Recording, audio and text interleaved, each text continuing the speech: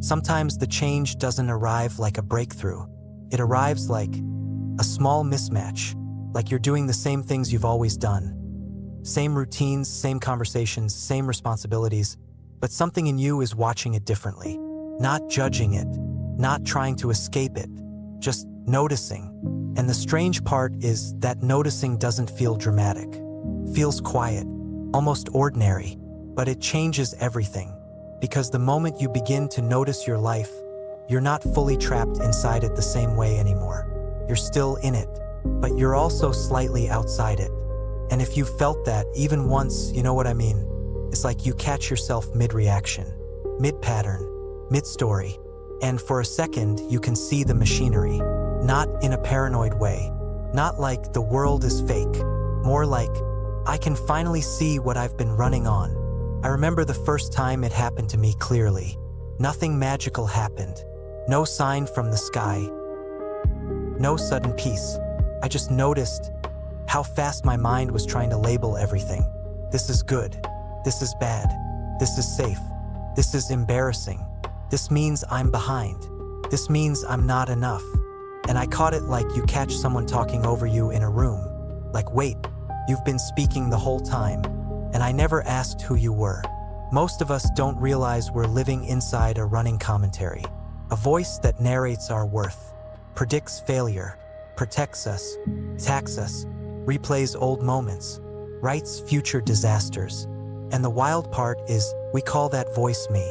But when awareness starts to turn on, you begin to see that voice as something you have, not something you are. And it's subtle because the voice doesn't disappear, keeps talking. The difference is you stop immediately obeying it. You stop treating it like the final authority. And that is the first real freedom. Not freedom from problems, freedom from automatic identity. Because before awareness, the mind speaks and we become it. It says, I'm not good at this, and we shrink. It says, they don't respect me, and we harden. It says, I need to prove myself, and we perform. It says, I should be further along, and we suffer. But when awareness turns on, something else enters the room. A gap, a small pause between the thought and the reaction. And in that pause, you start to realize you don't actually have to do what the thought says. You can still act. You can still make choices. But you're not being dragged by the collar anymore. And if you're in that stage right now where you're starting to notice more than you used to, there's something important I want to say. You're not broken. You're not losing it.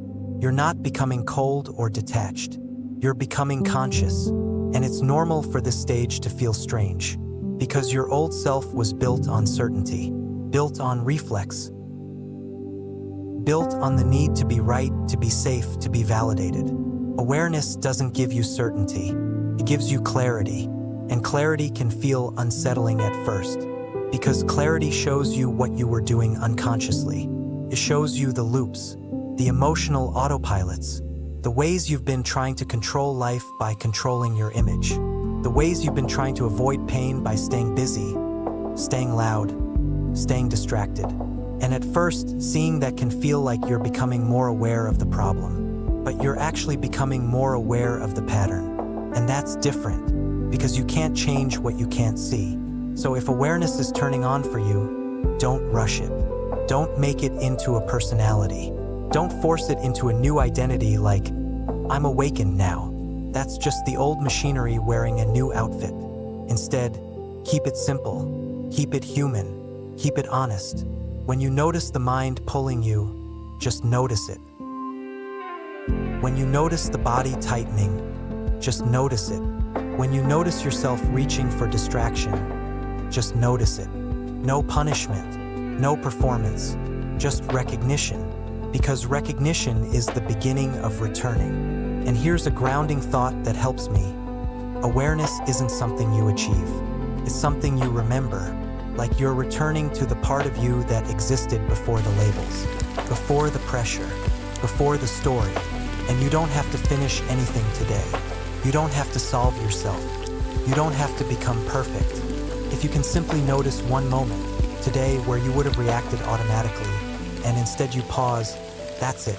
That's the work. That's the shift. And that shift is quiet, but it's real. and it's enough.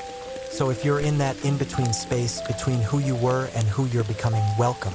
You're not behind, you're just unfinished. And so am I.